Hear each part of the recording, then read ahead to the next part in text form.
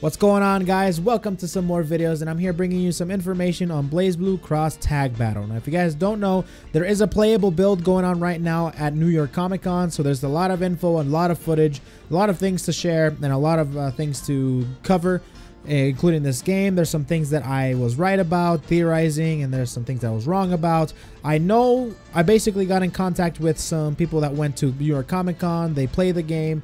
They played the game over there, asked questions and everything, and I got in contact with them, and we shared information, and now I basically have all the information about the game right now. So, at least with the game mechanics, the button layouts, the select screen, everything like that. So, let's get right into it. I wanted to kind of break this down in like different videos. So, for the most part, we're going to be making a few more videos with the topics in mind. This video, I wanted to talk about the character select screen and some things that have been going on with that topic. Here I have a picture of the character select screen and cross tag battle in its current build.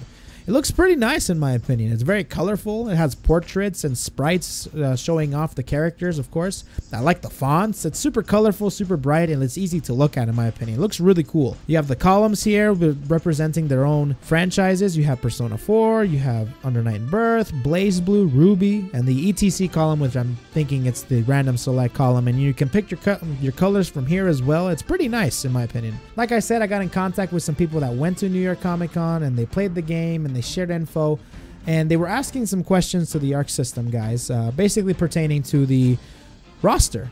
And they were asking, okay, can we count on this being the final roster counts? There's 7 slots per column. Can we count on that actually being the final counts for each game? Each of the franchises coming to the game? Will there only be 7 characters per franchise? Is what they were saying. And the guy replied with, well, right now the game is in pre-alpha. It's in its earliest build right now. So don't count on this being the final character select screen.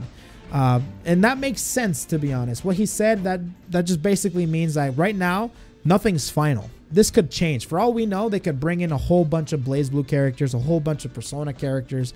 They could bring a whole bunch of Unio characters, for all we know.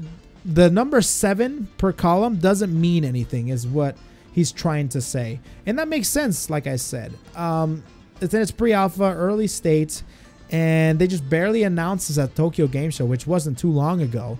And they made this build so they can bring to events, take it to events, and have them play it, not to show off the character select screen, albeit it looks really nice. But for the most part, the actual number of slots there doesn't mean anything.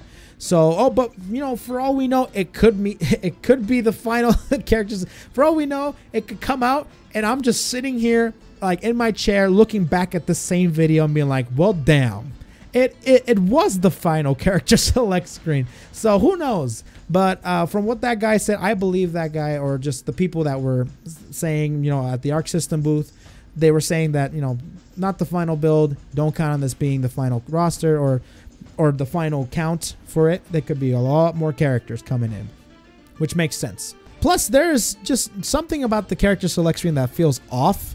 It's just, like I said, it's in its earliest build, so them being 7 slots for the Ruby column, it's kind of weird to me, because don't get me wrong, I'd be super stoked if they actually had 7 characters for the Ruby column, but I don't think that's the case. I think they're just going to bring the initial 4.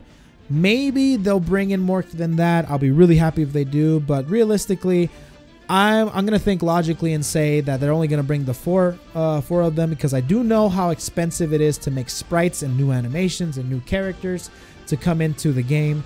I do also know that Under Night in Birth characters, they have to retweak their sprites so they can fit into this formula.